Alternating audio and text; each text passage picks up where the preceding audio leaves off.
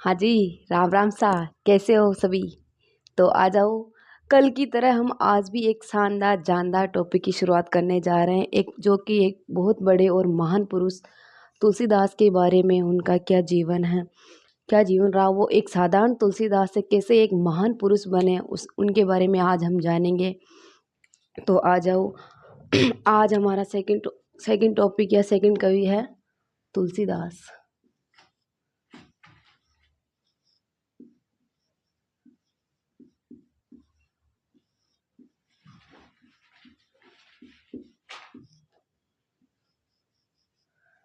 तुलसीदास के बारे में वैसे तो आप सब थोड़ा बहुत तो जानते होंगे, क्योंकि हम बचपन से पढ़ते आते हैं।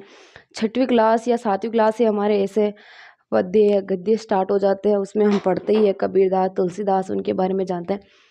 तो अब हम पहले इनके जीवन परिचय के बारे में जानेंगे थोड़ा बहुत, कि इनका जन्म कहाँ हुआ।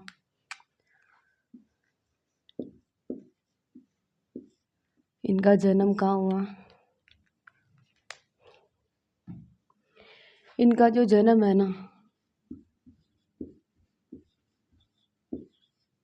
राजापुर गांव में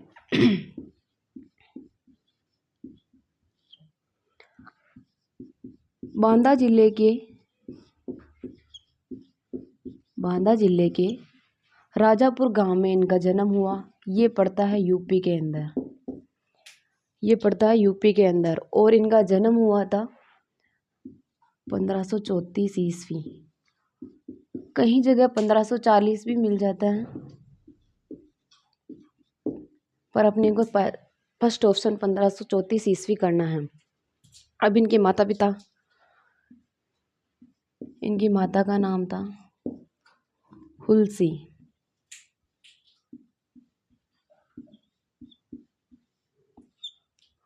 इनके पिता का नाम था आत्माराम।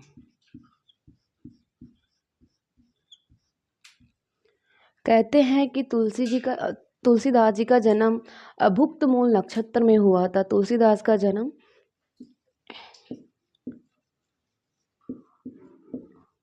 अभुक्त मूल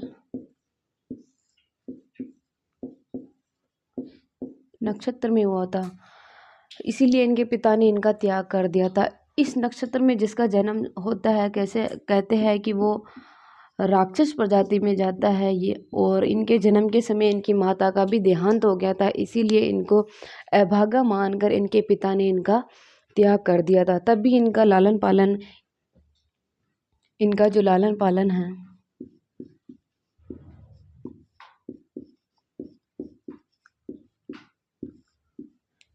लालन पालन है, इनके घर में एक दासी थी, दुनिया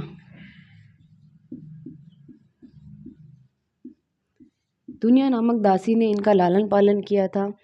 और ये दुनिया भी जो थी ना, वो वृद्धावस्था में थी, और ये भी मृत्यु को प्राप्त हो गई थी। तो दुनिया की मृत्यु के बाद में इनको इनके गुरु थे नरहरिदास।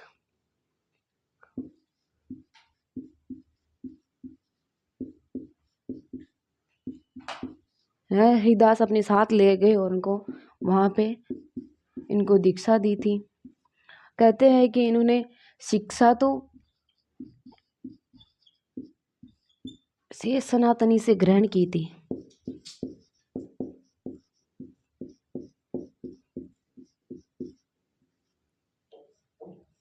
शिक्षा तो शेष सनातनी से ग्रहण की थी, और शिक्षा और दीक्षा में बहुत सारा अंतर होता है।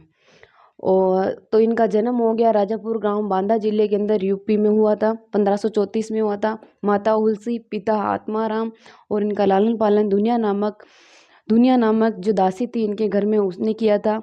और इनकी शिक्षा शेष सनातनी से हुई थी। और इनके जो गुरु थे वो थे नरहरिदास। तो हम आगे इनकी कृति के बारे में पढ़ेंगे। सबसे पहले हम पढ़ेंगे कि भाई ये एक साधारण तुलसीदास से एक महान तुलसीदास कैसे बने, उसके बारे में अपन जानेंगे।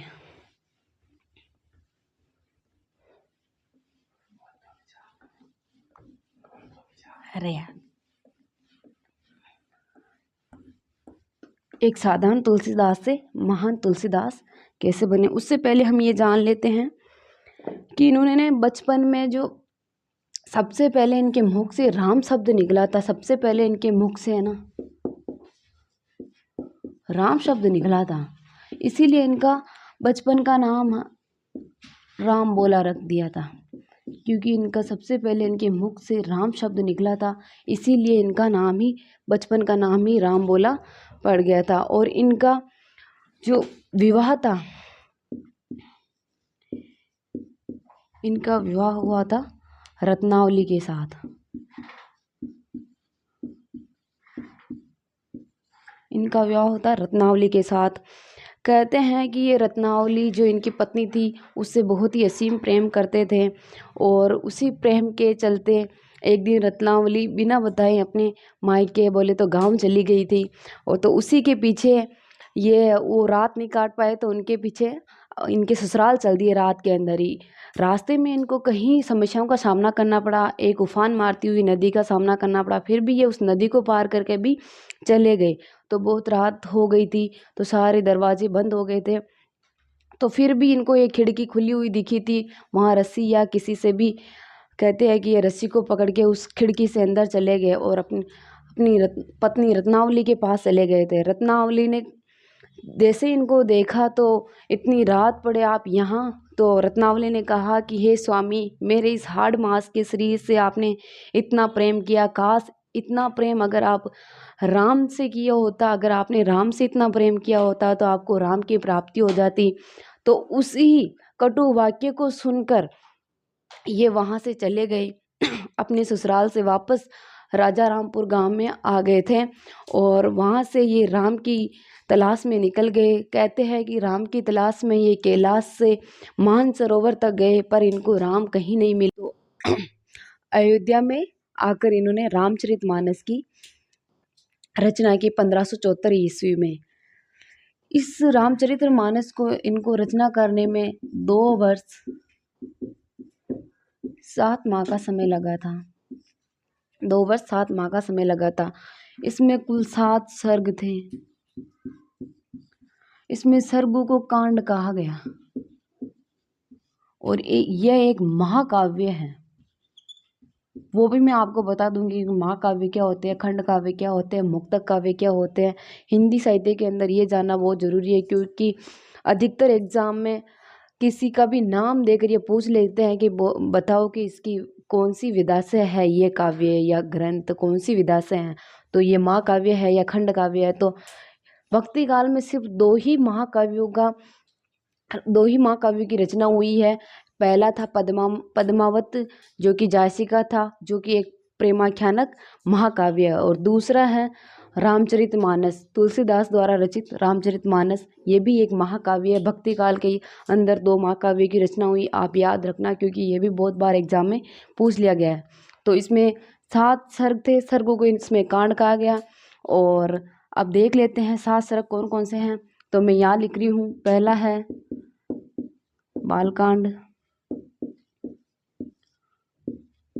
दूसरा है अयोध्या कांड,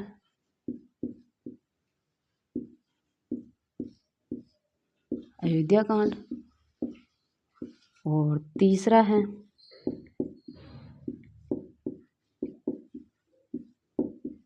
किष्किंधा कांड,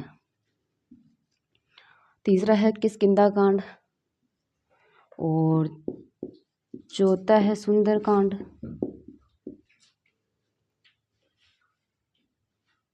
एक मिनट।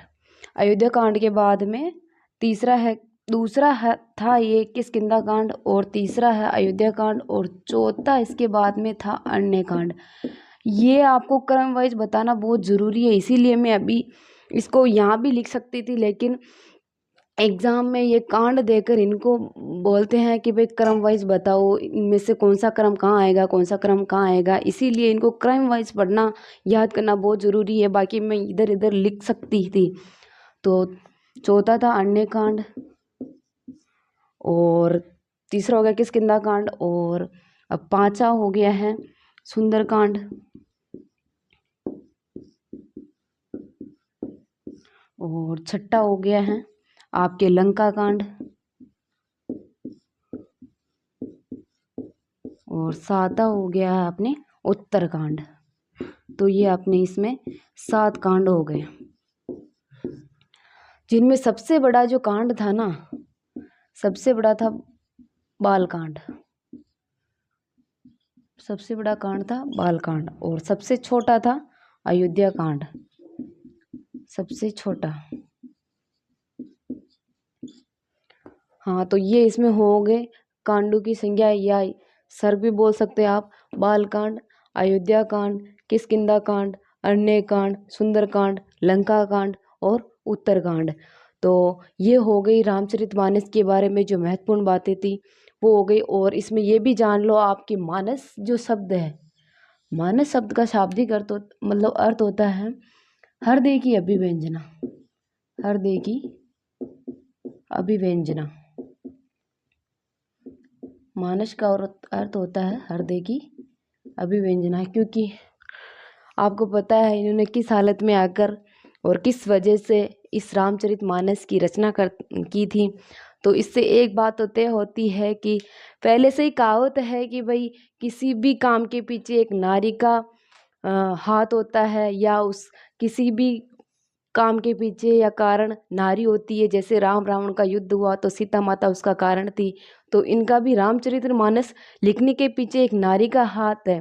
इनकी जो वो नारी थी, इनकी पत्नी, इनकी नारी पत्नी थी रत्नावली। रत्नावली के कटु वचन से ही ये यहाँ आकर राम की तलाश में आए, राम ने इनको नहीं मिले, तो राम के रूप में इन्होंने रामचरितमानस की रचना की। तो हम कह सकते हैं कि नारी जरूरी नहीं है कि नारी मतलब एक बुरे काम में ही उसका वो कारण बने, एक अच्छे काम में भी नारी कारण बन सकती है। जैसे यहाँ पे रत्नावली कारण बनी थी रामचरितमानस की रचना के पीछे। तो ये हो गई अपने रामचरितमानस के बारे में। और इसके आगे अपन पढ़ेंगे इनके और कौन कौन से ग्रंथ हैं।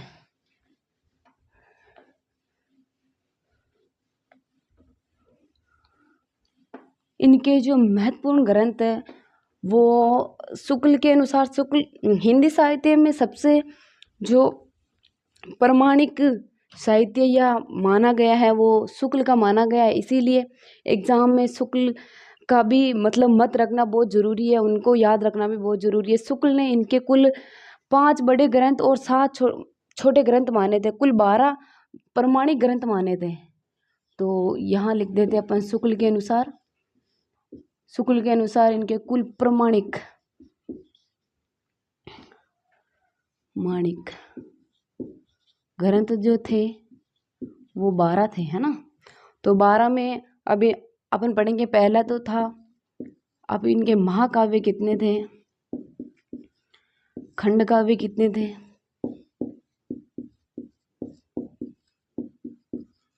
महाकाव्य कितने थे, खंड काव्य कितने थे, और इनके मुक्तक काव्य कितने थे। मैं आपको बता रही थी ना कि मैं आपको बता दूंगी कि साहित्य में ये महाकाव्य क्या होते हैं, खंड काव्य क्या होते हैं, मुक्तक काव्य क्या होते हैं।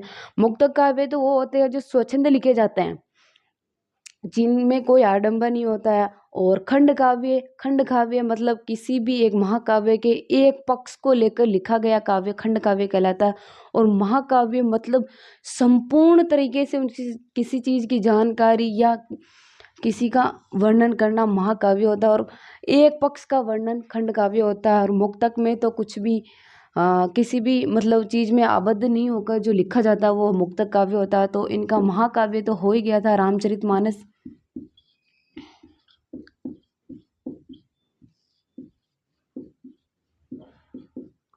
महाकाव्य हो गया इनका रामचरितमानस।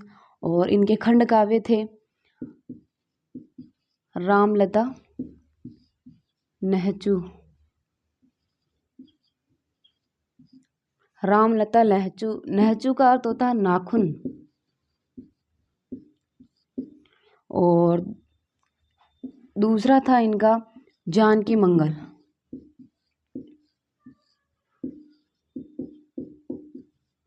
और तीसरा था पार्वती मंगल।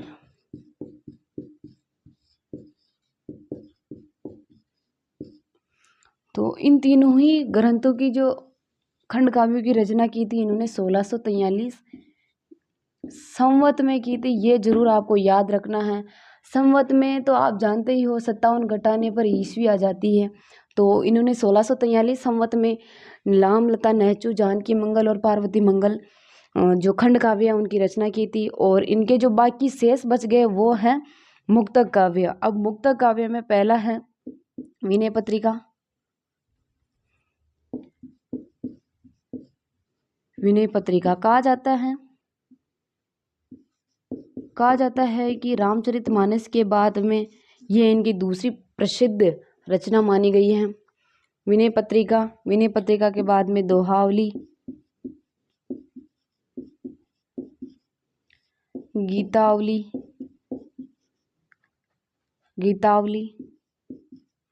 गीतावली के बाद में कृष्ण गीतावली,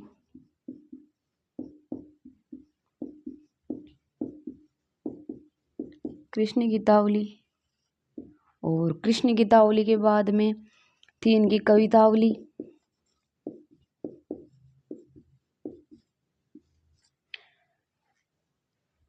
विनय पत्रिका, दोहावली, गीतावली, कृष्ण गीतावली, कवितावली और राम आज्ञा,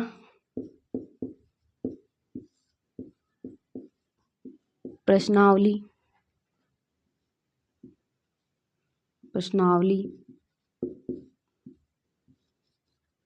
और एक थी बरवे रामायण।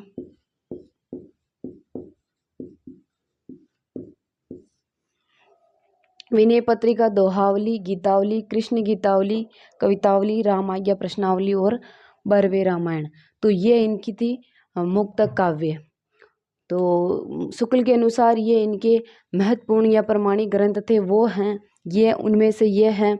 और इनके अलावा इन्होंने हनुमान बाहु की रचना की थी। जब इनके भुजाओं में दर्द होने लगा तो ये हनुमान जी के आराध्य मतलब प्रार्थना करने लगे। तो उसी में चलते इन्होंने हनुमान बाहु की रचना की थी, जो कि वो प्रमाणिक नहीं मानी गई। शुक्ल के अनुसार यही इनकी प्रमाणिक रचनाएं मानी गई थी।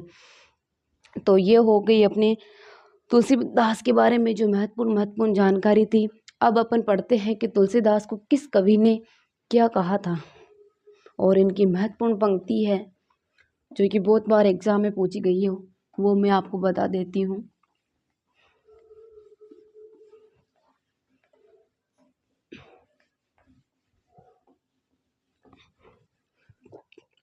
इनकी पंक्ति थी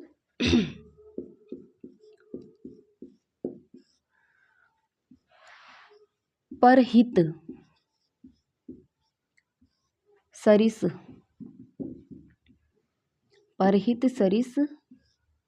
धर्म नहीं बाई। परहित सरिस धर्म नहीं भाई, मतलब दूसरों का हित करने से बड़ा कोई धर्म नहीं है। कहते हैं कि इस पंक्ति के अंदर इनके संपूर्ण जीवन का निचोड़ छिपा हुआ है। तो इस पंक्ति को कई बार एग्जाम में पूछ लिया गया है। और ये इस पंक्ति के माध्यम से ये कह रहे थे कि परहित यानी दूसरों का हित या दूसरों का भला करने से बड़ा कोई धर्म नहीं है। और अब किस कवि ने इनके लिए क्या कहा वो अपन पढ़ लेते हैं। तो सबसे पहले अपन पढ़ते हैं नाभादास।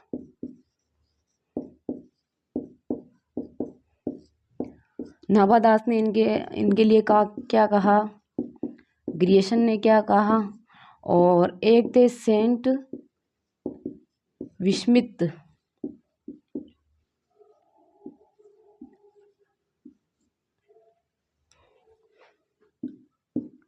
इन तीनों ने कहा था इनके बारे में। इन्होंने कहा था कि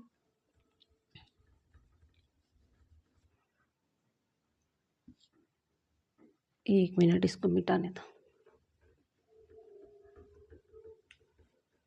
नाभादास ने इनको कहा था कलिकाल का वाल्मीकि।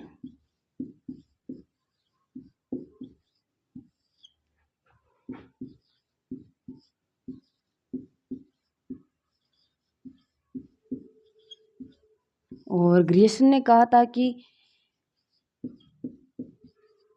मुगल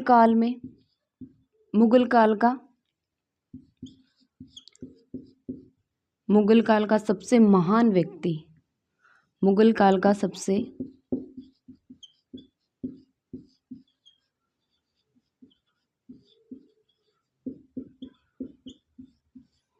मुगल काल का सबसे महान व्यक्ति, और एक थे सेंट विस्मित।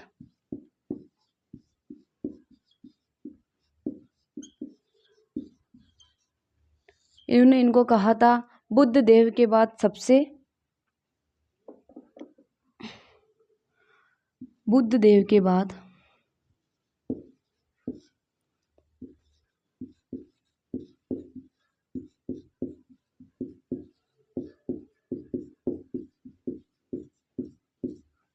बड़ा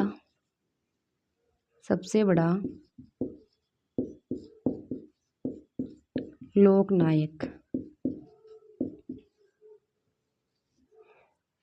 ये हो गए। नाभादास ने इनको कलिकाल का वाल्मीकि कहा, ग्रियर्सन ने इनको मुगल काल का सबसे महान व्यक्ति कहा, और सेंट विस्मित ने इनको बुद्ध देव के बाद सबसे बड़ा लोकनायक कहा।